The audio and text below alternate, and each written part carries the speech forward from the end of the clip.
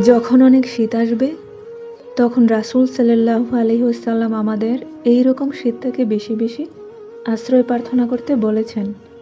কারণ জাহান্নাম বছরে ২ বার নিঃশ্বাস ফেলে।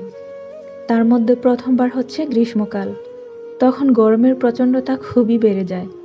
দ্বিতীয়বার হচ্ছে শীতকাল। তখন শীতকালের তীব্রতাও খুব বেড়ে যায়।